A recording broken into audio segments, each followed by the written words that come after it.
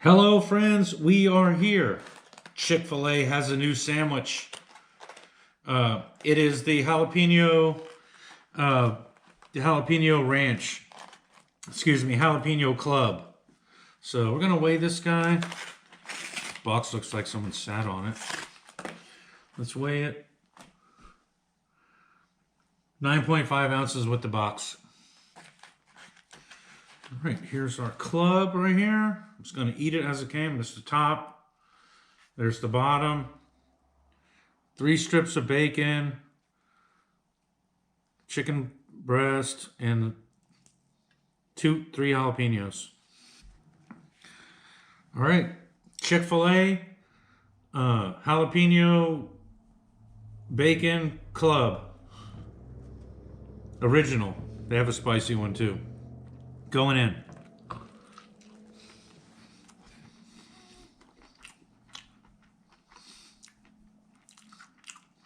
You know, your typical Chick-fil-A, nothing new here.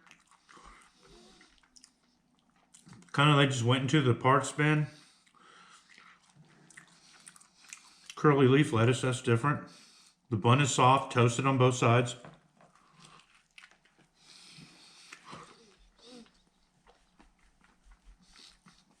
Can barely taste the jalapenos. Pepper jack cheese. Bacon's actually crispy.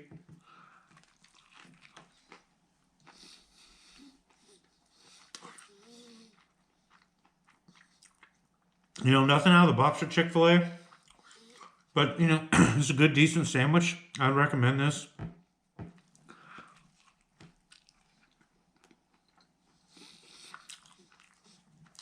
Chick-fil-A, that's the Lord's chicken. But the Chick-fil-A here in Franklin, North Carolina, like most Chick-fil-A's, runs like clockwork. I mean, you get through the line. I went through there literally at noon. Got straight through the line. Of course, it's busy. Parking lot's full. But in and out, super clean, super friendly. They seem to be really good at their hiring for their units. I've never ever been to a bad Chick-fil-A. A lot of times in fast food, you know, franchises matter. We have a great Burger King in our town here in Franklin, but you can go to another town and their Burger King will suck. But today's topic is it's kind of 3 of the same thing. It's we're going to start out with vendors. How to deal with vendors. Now, this is a mistake I made. I would always have one vendor. I'd have one vendor and a produce guy, or sometimes it's just one vendor for everything. If you can, have a produce company. I would definitely recommend that. Don't go through U.S. Foods or Sysco for your fresh veg, if you can possibly help it. We live in a rural area here, so we basically had Sysco, Reinhardt, and U.S. Foods. I usually went with U.S. Foods because like the Cisco salesman was like terrible in this area for a long time, but I had a really good salesman. But like this is like one of their tactics. If you have one vendor, let's say you have U.S. Foods, what they'll do is like you get in, they come in, they get you all set up. You look, oh, these prices are pretty good. And what they'll do is, because you're not paying attention, they have a margin of what they need to make on a product. And what they'll do is they'll inch it up. They'll come in the door with a great deal. Just like National Linen Service, just like Cintas, they come in with one deal and actually they inch the prices up on stuff. So if you're not paying attention and you're humming right along, and you're not being diligent on this. Now, there are some food programs, there are some apps and food programs that I really recommend buying that can kind of circumvent this. But if you have 2, and if you have the time, I would get 2 major vendors and kind of play one off the other one. And if you have a Restaurant Depot or a Costco or a Sam's Club in your area, use those. There's a lot of people that have restaurants that they don't even go through an outside vendor.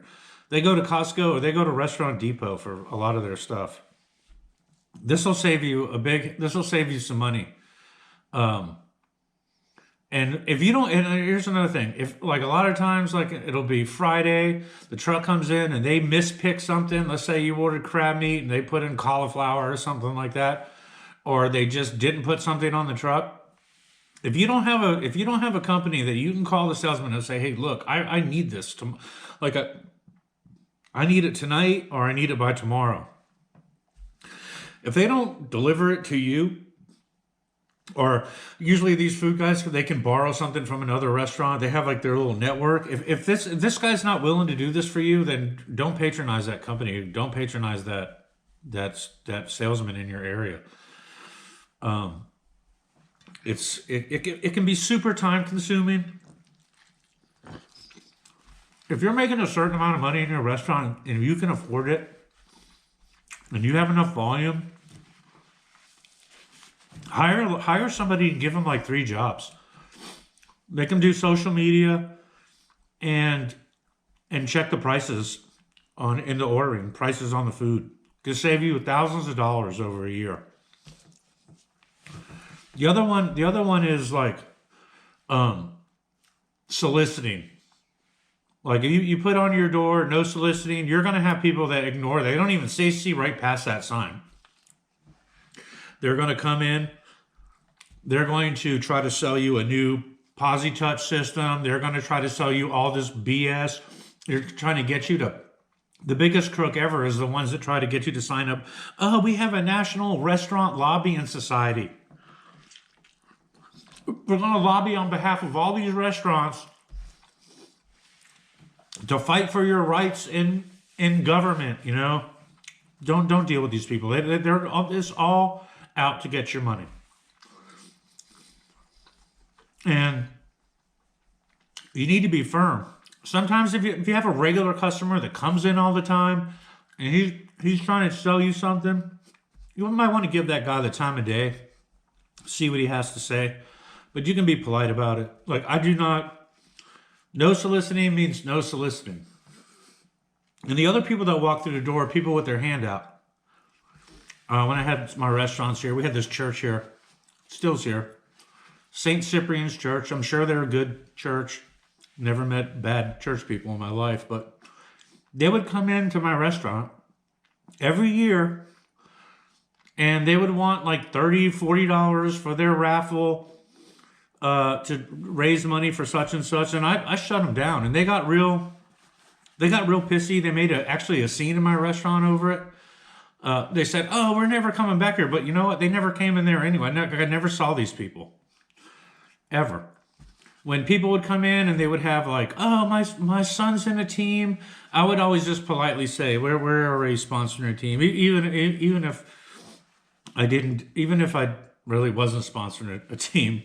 But the one thing that you can do now, and this was like now this in the era of Facebook and online marketing, social media, have your one charity. Like, let's say it's in Georgia, they have a home for that helped battered women, abused women. It's called Reach, right? It's a really good charity. So align your business with that, and then do something once a year for them, or whatever charity that you decide to pick. And then you have your one charity. You can promote it. You can do specials on it. It'll bring people in the door, and at the same time, you're doing charity. You're doing a good thing. For the community.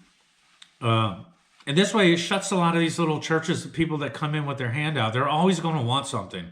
Like they want to come in and talk to you. You see them standing over there with their folder in the background. They don't, and they're so stupid. Like they don't even order anything. I had one come in there and he wanted money for who does coupon books anymore? Trying to sell me this coupon book. Try to sell me this coupon book. Oh, you'll get so much business in this coupon book. Never made an order.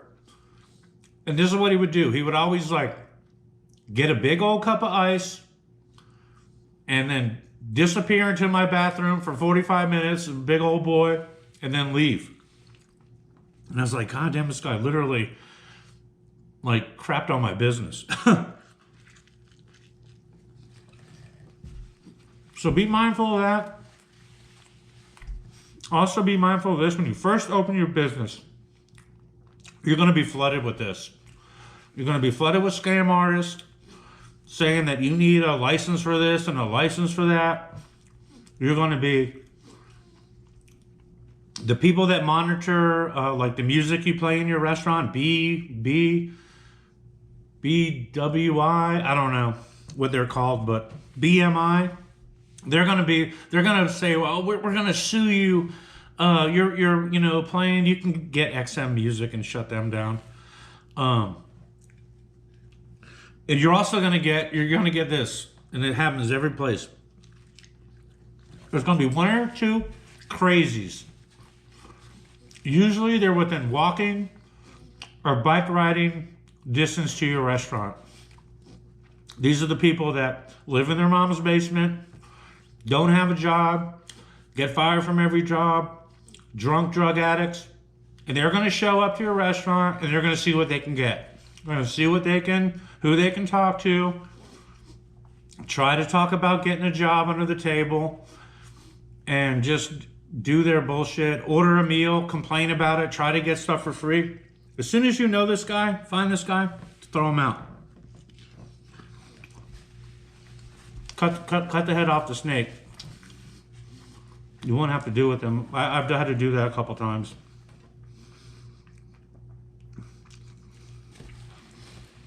And just be mindful of this, that the vendors don't have your best interests at heart.